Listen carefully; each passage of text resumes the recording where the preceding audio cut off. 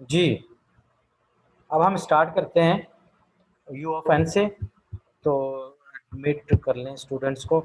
तो you of N आपके पास positive integer है। पॉजिटिव इंटीजर 1 से स्टार्ट करते हैं हम, 1 से लेके एन तक। एन के साथ जितने भी रिलेटिवली प्राइम नंबर होंगे वो ग्रुप में यू ऑफ एन में आ जाएंगे, और इसको हम ग्रुप अंडर मल्टीप्लीकेशन कहेंगे।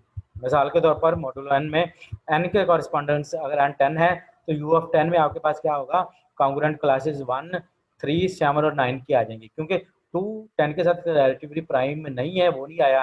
1 रिलेटिवली प्राइम है, 3 रिलेटिवली प्राइम है, 4, 5, 6 रिलेटिवली प्राइम नहीं थे, वो हमने नहीं लिखा। 7 10 के साथ रिलेटिवली प्राइम है, 10 के साथ हमने लिख लिया। 8 10 के साथ रिलेटिव प्राइम नहीं है तो नहीं लिखा। 9 रिलेटिव प्राइम है।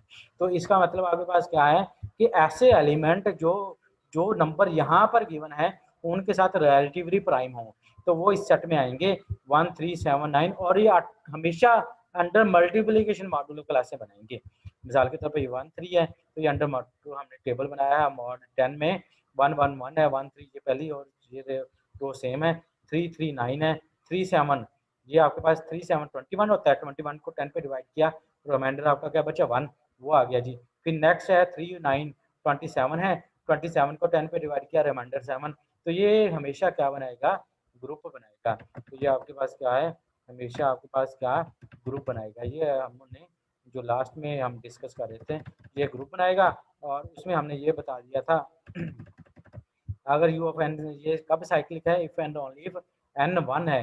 ये अबेलियन ग्रुप है, ये अबेलियन ग्रुप है, लेकिन हर अबेलियन ग्रुप साइक्लिक नहीं होता। तो इसका मतलब है ये साइक्लिक कब है, अगर एन 1 है, 2 है या 4 है या पी की पावर एम है। मीन के पी 2 की पावर एम है और एम पे उन्होंने कंडीशन लगा दी है। ये आपके पास ऑड प्राइम है और एम आपके पास पॉजिटिव इंटीजर है। तो उसके मतलब का फिर सेंट्रल हमने डिस्कस करना था। तो उनके मतलब उस पर जाने से पहले मैं अब कुछ फार्मूले हमने किए थे, उनके मतलब का कुछ यहाँ पर हमारे पास 12 पेजेस हैं एमसीक्यूज के ग्रुप थ्योरी के, वो मैं डिस्कस करना चाह रहा हूँ। हमने टाउ एन निकालना सीख लिया, हमने एलर 5 फंक्शन निकालना सीख लिया। एक और यहाँ पर सिग्मा ऑफ एन होता है, जितने भी डिवाइजर हैं उनके सम को हम सिग्मा ऑफ एन से शो करते हैं। वो अभी हमने नहीं सीखा, वो अभी उसमें भी सीखते हैं। और जितने भी इम्प्लीमेंट हमने चीज़ें की हैं और उनमें जो अभी 10 to 12 पेजेस हैं उनकी तरफ हम देखते हैं कि हमने एमसीक्यू वो मोस्ट प्रीवियस पेपर में भी आए हुए हैं और इम्पोर्टेंट भी हैं, वो मैं आपके साथ अब शेयर करने लगा हूँ। तो देखें जी,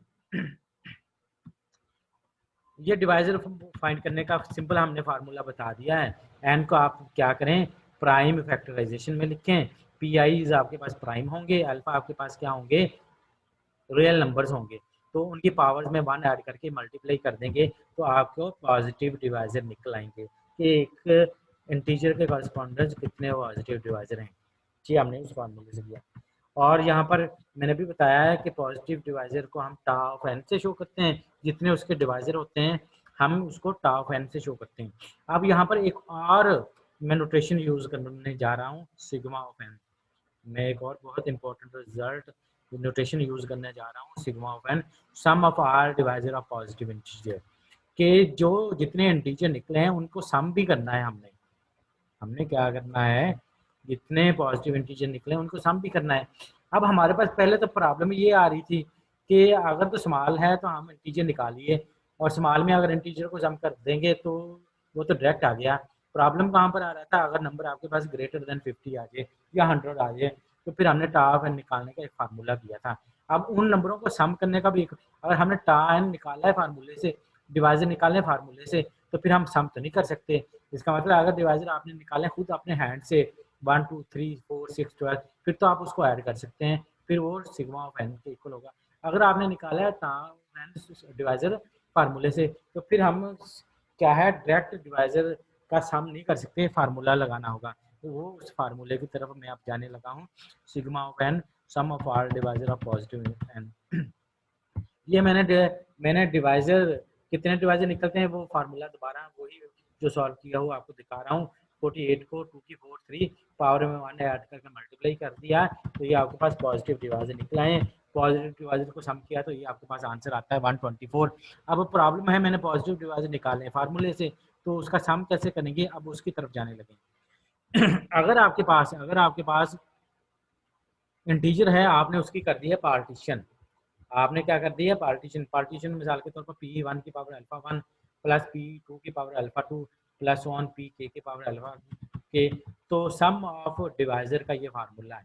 सम ऑफ डिवाइजर का मैं आपको एक फार्मूला इंट्रोड्यूस करवा रहा हूँ, चाहे आप अबव मल्टीप्लिकेशन की फॉर्म में चाहे ये कर लें। ये क्या कहता है, आप जितने P हों, P1 P2 P3 P1 की पावर में जो अल्फा है, जो अल्फा 1 आ रहा है उसमें 1 ऐड कर दें, -1 करें, और जो P1 है उसमें से 1 माइनस कर दें। तो और ये एक के कॉरेस्पॉन्डेंस हल किया, फिर इसी तरह दूसरे फैक्टर के कॉरेस्पॉन्डेंस हल करें, फिर थर्ड के कॉरेस्पॉन्डेंस, और उनको फिर क्या करते हैं, मल्टीप्लाई करते हैं। सिंपल कहने का मतलब है, इसको मल्टीप्लिकेशन में हम इस तरह से लिख सकते हैं और वो सम ऑफ डिवाइजर के इक्वल होगा। मिसाल के तौर पर P1 की पावर अल्फा 1 प्लस 1, इसका मतलब कहने का मतलब है, अगर आपके के ये आपके इसको सेपरेट करना चाहें, अगर P1 की पावर अल्फा 1 है, P2 की पावर अल्फा 2 है, Pk की पावर अल्फा के है, तो वो कहना चाह रहा है P1 की power alpha 1 plus 1 minus 1 P1 minus 1, ये 1 और 1 सेम रहेगा, P1 की पावर अल्फा प्लस 1 और P1 आ जाएगा यहाँ P2 की power alpha plus 1 divided by P2 plus 1, और लास्ट में Pk की पावर अल्फा के प्लस 1 और डिनोमिनेटर में Pk माइनस 1 आ गया। अब हम देखते हैं हमारे पास, अगर हमें ये कह दिया जाए 48 के जितने भी डिवाइजर हैं उनका सम करें, ये एक सिंपल है, हम बाकी सभी का कर सकते हैं, हाई लेवल पे जिस मर्जी नंबर का हम इस फार्मूले से करते हैं। अब मिसाल के तौर पर मैंने अभी इसलिए कर रहा हूँ कि मैं अभी शो करवाया है कि 48 के जितने भी डिवाइजर बने थे उनका सम किया तो 124 बना हमारे पास। Sorry.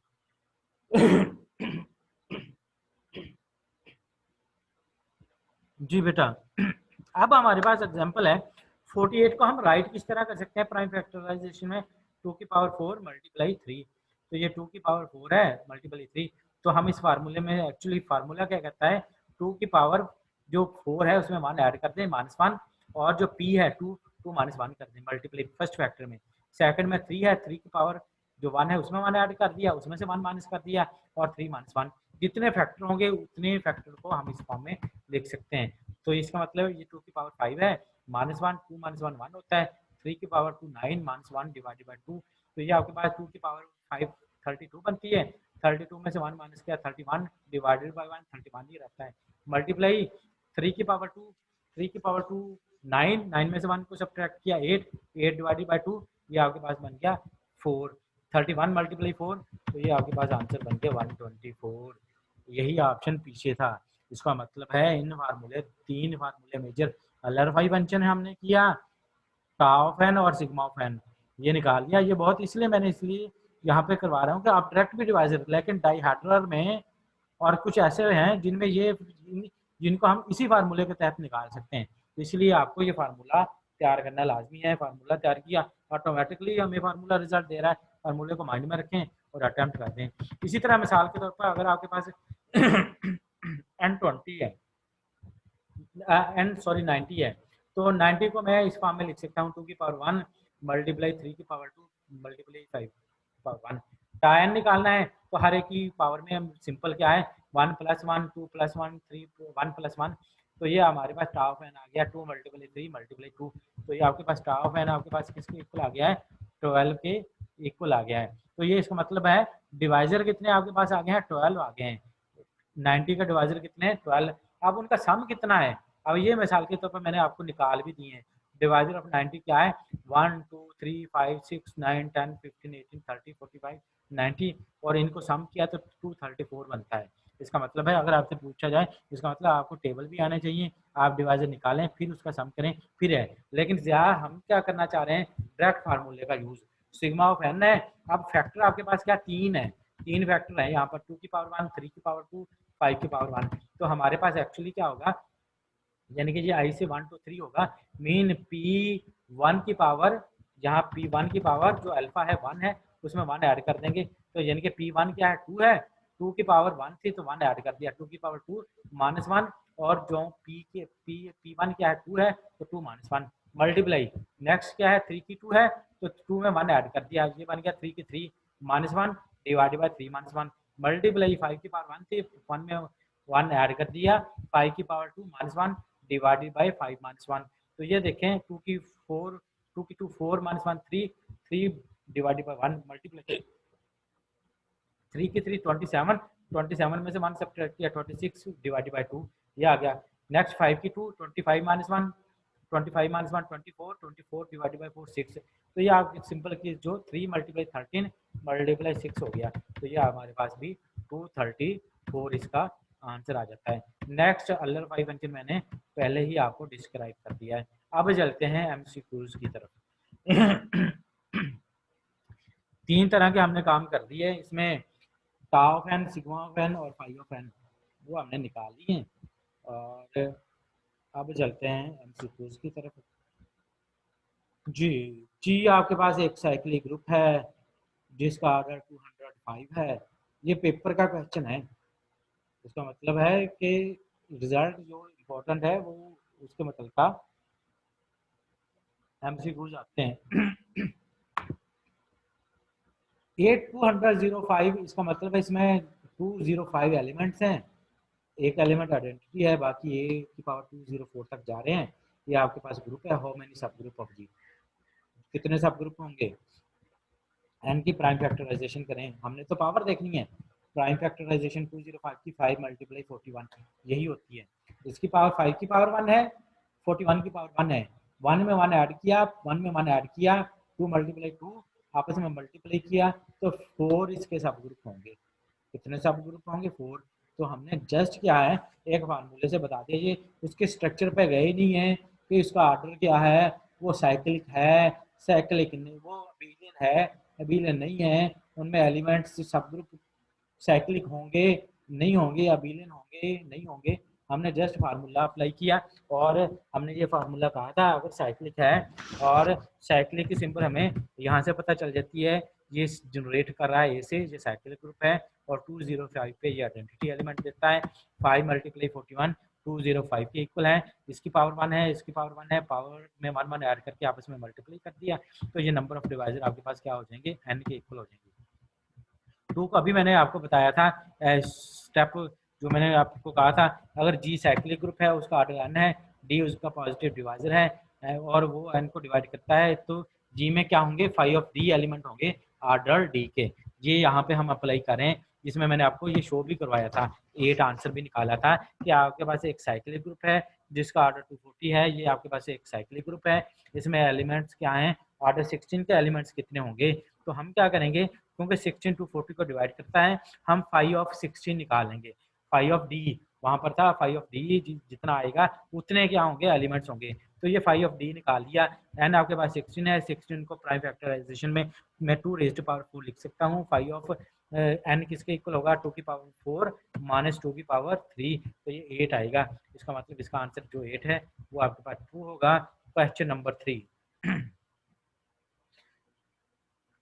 Late G be a group, let G be a group, H subgroup है, जी का ग्रुप हमें नहीं पता, एच आपके पास एक सब ग्रुप है जिसका ऑर्डर 12 है, इसका मतलब हमें सब ग्रुप का ऑर्डर पता चल गया है, और उसने ये भी कह दिया है कि इंडेक्स जो एच है जी का वो भी बता दिया है, और हमारे पास इंपॉर्टेंट रिजल्ट है कि ग्रांज थ्योरम ये कहता है कि ऑर्डर ऑफ एच भी इसको डिवाइड करता है, order of index H of H वो भी इसको डिवाइड करता है, और थर्ड हम इसको किस फॉर्म में लिख सकते हैं, जो ऑर्डर ऑफ जी है, जो ऑर्डर ऑफ ग्रुप जी है वो ऑर्डर ऑफ एच और इंडेक्स ऑफ एच इन जी के इक्वल होगा, उन दोनों के अगर हम क्रॉस मल्टीप्लाई कर दें, मल्टीप्लाई करवा दें, तो वो ग्रुप के ऑर्डर के इक्वल होगा।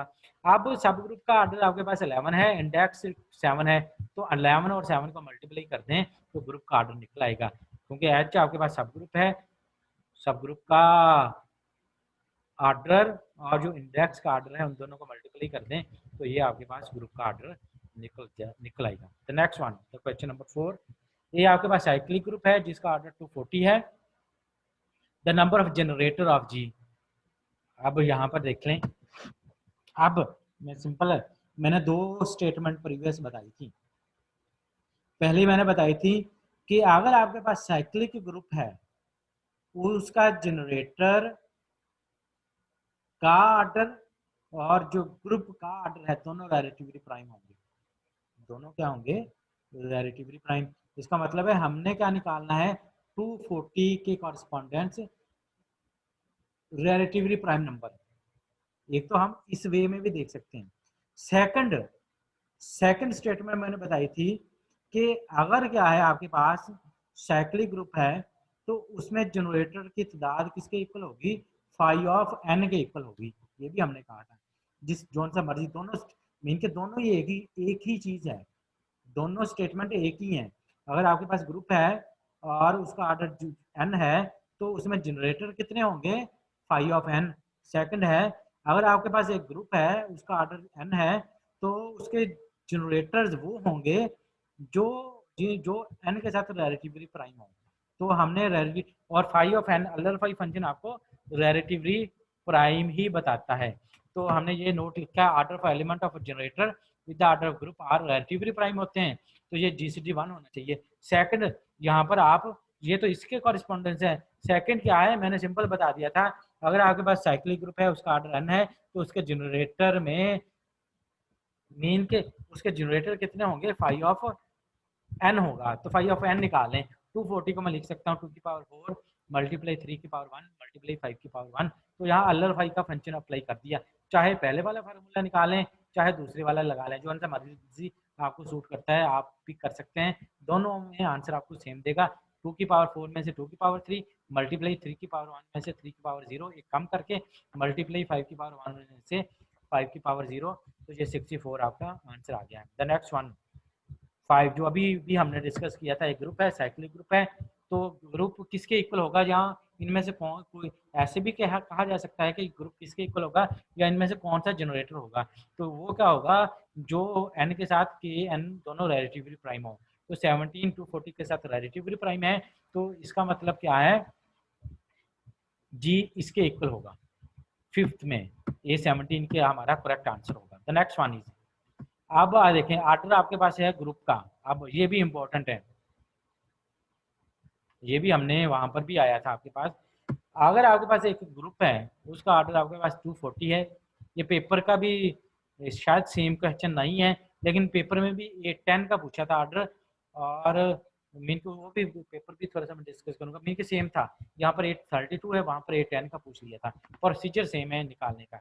ये आपके पास ग्रुप है, देन ऑर्डर ऑफ 832 इज, हमने यानी कि इस तरह भी कह सकते हैं ऑर्डर ऑफ 832, या ऑर्डर ऑफ 832 को इस तरह से भी लिखा जा सकता है या इस तरह से भी, जो मॉड में A32 ये भी ऑर्डर को रिप्रेजेंट करता है कि ऑर्डर ऑफ A32 का 12 होगा, 15 होगा, 32 होगा, 40 होगा।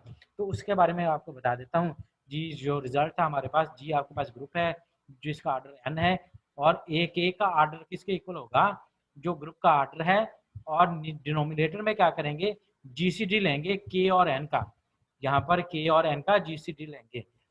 अब यहाँ पर ए का मतलब है A32, यानी कि 32 सिंपल आप स्ट्रक्चर क्या है, जो आपको साइक्लिक ग्रुप किया दिया गया है, जो 240 है वो नोमिनेटर में लिख देंगे और डिनोमिनेटर में 32 और 240 का जीसीडी ले लेंगे। तो जो आपके पास आंसर आएगा वो A32 का ऑर्डर होगा। अब देखते हैं 242 मैंने नोमिनेटर में लिख दिया है।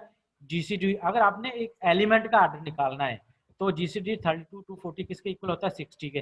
32 को 7 पे डिवाइड किया, जीसीडी आपको पता है ग्रेटेस्ट कॉमन डिवाइजर, जिसको HCF भी कहते हैं, हायर कॉमन फैक्टर, जो आप लो लेवल में 5-6 क्लास में करके आए हुए हैं। जीसीडी कह लें या HCF कह लें। तो जब हमने 32 को 7 पे डिवाइड किया 224 16, तो ये 16 बना हमारे पास जीसीडी। ग्रेटेस्ट कॉमन डिवाइजर है जो 16 32 को भी डिवाइड करता है और 240 को भी डिवाइड करता है। 240 डिवाइडेड बाय 16, तो A32 का ऑर्डर आपके पास क्या होगा, 15 होगा। एक्चुअली आइडेंटिटी एलिमेंट लेकर आना होता है, तो ये सिंपल फार्मूला है। अगर किसी भी साइक्लिक ग्रुप है, किसी भी एलिमेंट का ऑर्डर पूछ लिया जाए तो जो ग्रुप का ऑर्डर है वो ऊपर आ जाएगा, और जीसीडी जिस एलिमेंट का ऑर्डर पूछा है उसमें जो आपको A32 है तो A32 के और एन का क्या ले लें, आप जीसीडी ले लें, तो ये आपके पास उसका आंसर निकल आएगा कि उस ग्रुप का ऑर्डर क्या होगा। इसका मतलब ना तो 12 होगा, 32 होगा, 240 होगा, तो ये हमारे पास उसका ऑर्डर 15 होगा। तो 6.5 minutes आर रिमेनिंग आज के लेक्चर के लिए जितने एमसीक्यूज होते हैं वो करते हैं, बाकी इंशाल्लाह कल फिर स्टार्ट करेंगे। तो the next one is let G be are cyclic group, then how many subgroup of 38, कितने इसके सब ग्रुप निकलते हैं जी।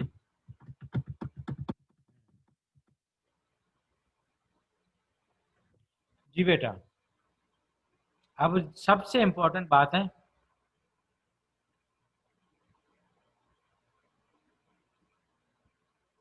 जी आपके पास साइक्लिक ग्रुप है। आप में से कोई स्टूडेंट बता सकता है कि आंसर होगा, मैंने 1 लगा दिया है, लेकिन मैं उसकी रीजन चले पहले बता देता हूँ कि जी आपके पास साइक्लिक ग्रुप है। 228 पे क्या रिजल्ट दे रहा है, आइडेंटिटी, और जो 38 आपके पास है ये ग्रुप को डिवाइड करता है।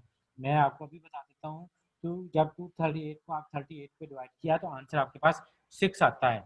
तो उसने कहा कि how many subgroup of order 38। अब ये 38, अब मैं दोनों कंडीशन बता देता हूँ।